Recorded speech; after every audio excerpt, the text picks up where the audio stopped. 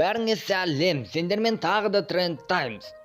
Қазір сендермен Қазақстандағы трендте жүрген арналар туралы айтатын боламыз. Өткен видеода біз Қазақстандағы ең көп подписчигі бар арналар туралы айтқан болатынбыз. Олардың ішінде телеканалдар, детский контент бәрі кірді. Ал бүгінгі видеода ең көп подписчигі бар ютуберлер, яғни блогерлер туралы айтатын боламыз. Ал сен арнада подписчик аз деп менсінбей, тіркелмей кетіп қалма. Тіркел, және егер видео ұнаса міндетті түрде лайк бас. 10-шы орында 747 мың жазылушысы бар Гитарист ТВ арнасы. Өздерің каналдың атын көріп тұрғандай, бұл арнада гитара туралы, музыка туралы видеолар шығарады. Бітті, бұл арна туралы басқа не айтатынымды білмеймін.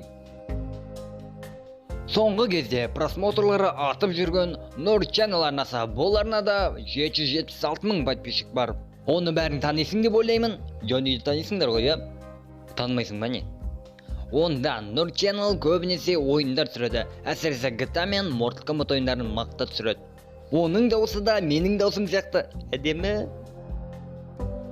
Немене? Мен немене деген арна туралы айтып жатырмын. 8-ші орында немене деген канал. 791 мың жазылушысы бар. Бұл да нағыз хайповщиктердің бірі. Хайповый темаларға өте көп видео түсіреді. Тіпті бүкіл видеосы хайповый тема деп айтса да болады. Осының арқасында аз уақыт ішінде көп жазылушы жинап алды. Негізінде бұл арнаны мен осы топқа қоспайын деп ойлағам. Бірақ та 3 апта бұрын видео түсіріпті, және де факт бойынша бұл арна бар Қазақстанда. Демек топта болу керек. Сонда да бұл арнаны сендерге көруге кеңес бермеймін. Мамбет ұятсыз неме. Тура 800 мың подписчигі бар Темная фаза деген канал. Бұл орыс тілді арна. Жоқ, қытай тілді арна. Просмотрды жақсы жинайды, және ол да ойындар туралы түсіреді. 6-шы орында 803 мың подписчигі бар ОВТ деген арна. Бұл арнаның авторы бір түрлі нәрселер туралы түсіреді. Тағызды қалай қолдан жасаймыз, қалада бір күн қалай тарағаламыз деген бір түрлі видеолар түсіреді. Егер именно сен осы арнаға тіркелген болсаң, комментарийға жазып кет, саған әңгіме айтуым керек. Келесі орында Ауылбай Али Кейсет, Ажылу Кейсет. Ода қазіргі күнде 988 мың подписчигі бар, 1 миллионға аз қалды. Шынымды айтсам, мен оны 100 мың подписчигі бар кезде көрген болатынмын. Ол кезде ол таза мамбет болатын. Қазір нормальный болып қалды. Миллионға тезірек жетуіне тілектеспін, ал мен келесі каналға кеттім.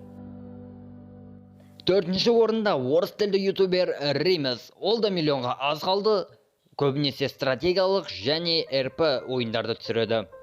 Бұл ютубер маған негізі ұнайды, оны бұрындар көретімін, бірақ соңғы кезде күн сайын стрим жүргізетін болды. Стримнен шаршап кеттім. Оның да миллионға тезірек жетуіне тілектеспін. Енді подписчиктер саны 1 миллионнан асқандарға да келіп жеттік. Дастархан арнасы 1 миллион 120 мың подписчигі бар. Әйтеуір тамақ туралы түсіретін бір арна, бұл арна туралы білмеймін. Сондықтан да айтатын ештеңем жоқ, бірақ та бір айтатын затым бар. Ол осы тамақ туралы түсіретін арналар карантин кезінде подписчиктер мен просмотрды күреп алды деген. Ой! Бұл да тамақ туралы түсіретін арна, орысша түсіреді, еда на любой вкус. 1 миллион 170 мың подписчигі бар. Дастархан арнасының басты конкуренті осы арна. Бұл арна туралы да айтатын ештеңем жоқ. Сол себепті тезірек 1-ші орынға кеттік. Жарайды, білетін шығарсыңдар, 1-ші орында пазл. Ешқандай корпорация, телеканал, детский контент, музыкалық канал емес, блогер, ютуберлердің ішіндегі ең көп подписчигі бар арна, пазл арнасы. Бұл арнада көптеген қызықты ақпараттар туралы видеолар түсіреді, бірақ та арнадағы контенттің 90% жиіркенішті заттар. Қысқым кетті ғой, неге адамдардың бәрі осындай жиіркенішті заттарға қызығады екенін білмеймін. Бәрің білетін боларсыңдар, олар әр видеоның соңында пазлға жазыл деп айтады, ал мен сендерге менің арнама жазыл деп айтайын. Сосын, егер сен пазл арнасына жазылған болсаң, комментарийға плюс қалдырып кет. Сол кезде кім жиіркенішті заттарды жақсы көретінін білетін боламыз. Бүгінгі видео осындай болып шықты. Келесі видеода қазақ тілді ютуберлердің топтамасын жасайтын боламын. Топ 10 қазақша түсіретін подписчигі ең көп арналар туралы айтатын боламын. Егер қызық болса, комментарийға жаз және лайк басуды ұмытпа.